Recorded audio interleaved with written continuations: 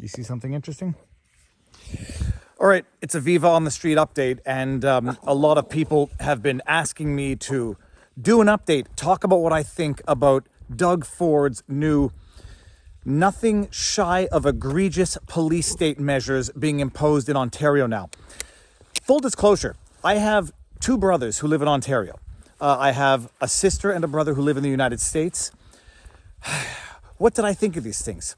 What do I think of the idea that in a free and democratic society, in an allegedly free and democratic society, the premier can shut the borders, issue stay-at-home orders, authorize the police to stop anybody who's out of their homes and inquire as to whether or not they have a legitimate reason to be out of their house. And incidentally, wait to the end of this video and I'll post a montage of some of the glorious things that the premier and his, underlings said by way of dictates that were going to be imposed in Ontario to deal with an apparent surge of ICU patients and hospitalizations and positive COVID diagnoses.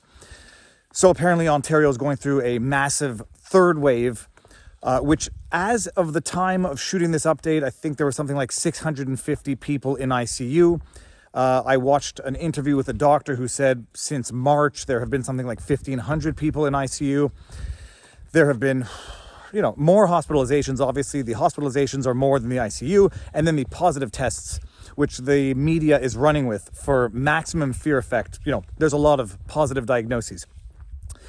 So in a province of 14.5 million, and let that sink in, 650 people in ICU is enough to justify and warrant suspending elective surgeries. And people tend to think that elective surgeries are like nose jobs or Botox or purely cosmetic things, not appreciating what elective surgeries are. And oftentimes they're quite serious, and postponing them can lead to serious life-shortening issues. 650 people in the ICU in a province of 14.5 million has warranted canceling elective surgeries. And not just that, the premier issuing a stay-at-home order, a shelter in place, as the doctor who gave an interview on CBC said, so that they can deal with this problem. The ICU hospital problem in Ontario, in Canada, is nothing new. It's been around for years. It's been decades in the making. In 2018, during a particularly bad flu season in Ontario, they had to suspend elective surgeries because they didn't have the capacity in the hospitals to deal with the ICU admissions. This is not a new problem. And that's not to say, well, it's not a problem now. It's to say it's not a new problem. And when the Ontario government has had, well, at the very least now 13 months, knowing that the third wave that they had been predicting was going to come around, it's something that is not coming new, so that the measures that they are implementing now to deal with this can be arguably called into question. So 650 people in ICU, government says, we can't deal with this. Our healthcare infrastructure can't deal with this. So we are ordering people to stay at home. Not sick people, not vulnerable people, everyone. And the premier said, we're shutting down playgrounds. We're closing outdoor recreational activities, boat launches. We are blocking the borders. We are authorizing the police to stop and ask anybody outside of their homes what they're doing outside of their homes and whether or not they have a good reason to. And if you don't comply with it, you'll watch the clip at the end, you're breaking the law.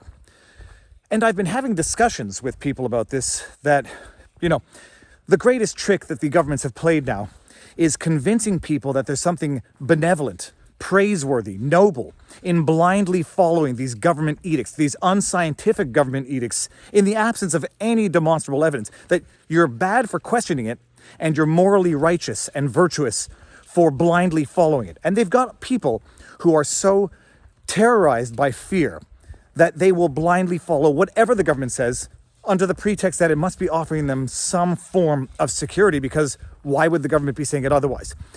And I have these fights, arguments, discussions, courteous discussions on social media that no, it's not making much sense just to issue these random edicts, these random dictates, especially when your own medical advisors are saying there's no scientific correlation data to justify these measures as having any impact on a virus. Curfews, for one. Stay-at-home orders. Lockdowns. So I'm having these discussions, and people say, we just have to do it. It'll all be better sooner than later. It's just an emergency measure. This is something I've said time and time again. Emergency measures don't last 13 months. Emergency measures are the breach of a dam. They're an earthquake. They last so long as the government does not have time to convene to properly pass laws in the legislative and constitutional method. They don't last 13 months. If you haven't been able to convene your legislature to pass laws, there's not an emergency, there is an emergency incompetence in government. And so issuing one edict after another of these unscientific, reflexive measures, and like I said, the government goes from, reactionary to preventative to permanent. These temporary emergency government measures go from reactionary to preventative to permanent. And they're fundamentally unscientific. They're just knee-jerk reactions to cover up and to refuse or fail to address the actual problem, which is infrastructure. It's Parkinson's law of solution in government. Go after the actual problem, which is complicated and actually shows the responsibility of those in charge. No, what's easier? Lock people in their homes. Lock people in their homes, shut down businesses because you have 650 people in the ICU and this public healthcare system, which has been decades in the failing. Because we've known for years that Canadian doctors are leaving to the States. We've known for years that our healthcare system can't deal with an influx during the flu season in the absence of a pandemic. Hey, fix that problem? No. It's just easier to lock people in their homes and create an absolute police state. Well, apparently, Doug Ford and his government actually went a little too far tonight, and people started revolting. Not just people. The police started revolting and said, we're not enforcing these measures. This is, look, I'll say it for other people. This is not Canada. This is not even a tyrannical state. This is a farce of a science fiction movie that you would never think could come to life that has actually come to life. Stay-at-home orders, closing playgrounds, because science, there is scientific data to show that the transmission or the risk of transmission of COVID outdoors is extremely rare. Extremely rare to the point where there is no scientific basis to justify closing outdoor recreational activities, parks, boat launches. But when you have terrorized people through advertising over the course of a year, letting people live in so much fear that they will just do anything in the hopes that it will bring them some sort of safety, you can start imposing these absolutely unscientific measures. So, and by a funny thing, CBC reported the other day, and I'll flash these as well when we get to the end of this video. CBC just reported, why are we all of a sudden so concerned with outdoor transmission? And in another article a few days earlier, reports that there's very little risk of outdoor transmission, but you still have to follow the rules. And then there's an article in the Irish Times saying there's very little risk and very little proof of outdoor transmission. So why is there this sudden emphasis, sudden concern about outdoor transmission? Why would there be a media-based sudden interest in something that is extremely rare of a transmission? Geez, it might be to protect the very government that subsidizes these media companies, CBC in particular. Why is there a sudden interest? Because you know where your butter is breaded, where your bread is buttered. And make the issue so that when the government imposes these draconian, unscientific, abusive, unconstitutional measures, people say, oh, okay, well, hey, it's been in the news, so it must be the right response. Well, apparently, Doug Ford and his government went one step too far. The police said we're not enforcing these measures. And people went crazy, where, literally earlier today, I was arguing with someone who was justifying these measures, and I was saying they're unscientific, unconstitutional, reactionary. Well, 6 hours after someone was defending the government retracts these measures that they had just imposed earlier today and yesterday. Now they're saying playgrounds will be open. Certain outdoor recreation activities will be allowed. And the police will not be allowed to arbitrarily stop you and ask you if you have a good reason to not be in your home.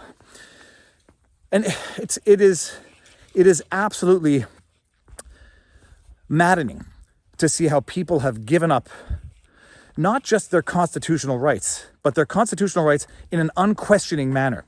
So long as the government, which has been, I'll just put it mildly, unsuccessful in dealing with this from the beginning, all of a sudden now has the power and the answers to lock people in their homes, lock people out of their businesses, and do things which are fundamentally unscientific in response to a problem which has been years in the making, and people are so blinded by the fear that they are willingly relinquishing their most fundamental, basic rights in the absence of any scientific correlation to the measures and the objectives being sought.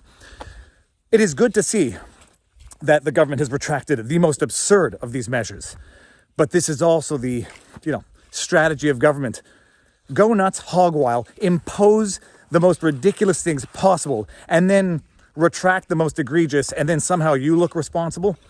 No, that's not how you negotiate unless you're negotiating with, you know what the expression is, kids. When you're negotiating with kids, they ask for everything, and then when they give up the most absurd part of what they were asking for, they think that they're being reasonable. No, no, and no. But that's where we are.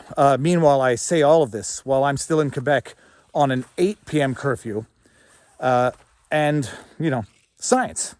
Of course, the people in Ontario went up in arms over these measures. There's a lot of them. They were much more absurd than what we have imposed in Quebec. Although, again, dividing by zero, multiplying by zero, I don't know what it is.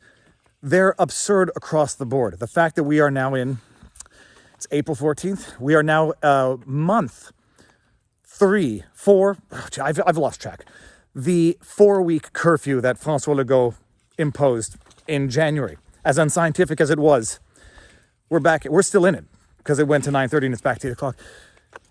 It's an absolute absurd situation where the government really is throwing darts blindly at a wall in the hopes that something happens where they get to save face and avoid actually dealing with the serious, real problems in all of this, which is decades of incompetence, followed by, at the very least now, 13 months of incompetence.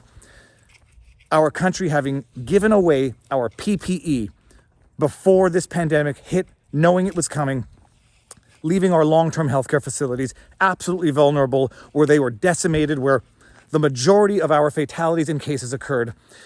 We don't have manufacturing of vaccines nationally, so we're reliant on foreign countries. We don't manufacture our own PPE, so we're reliant on foreign countries for potentially toxic face masks. And I did a video on that a little while ago. So our governments, through their incompetence, have left us naked, vulnerable, and at risk. And what do? They punish us again by locking us in our homes, stripping us of our civil rights and liberties, and basically penalizing us for their own incompetence. And nobody thinks there's going to be runoff consequences from this. Canceling elective surgeries, you think you're saving a life today, you're costing someone a life later on. And it's just easier to count the drop in numbers today without having to think about what government is going to deal with these consequences in a generation, because there will be consequences. Okay, that's the update. What do you say, dude? Okay, well, we should probably head back. Might have actually walked further than a kilometer from where I'm staying, which would make me in violation of the curfew. I'm not further than a kilometer, so anybody watching this, you'll have to wait for another slip up to come after me with a ticket. That's the update. Stay strong, stay optimistic, and better days are ahead, because it's not clear how much worse things can get from a constitutional legal basis. And Canada has just become a laughingstock of the world. And I hope our governments appreciate this.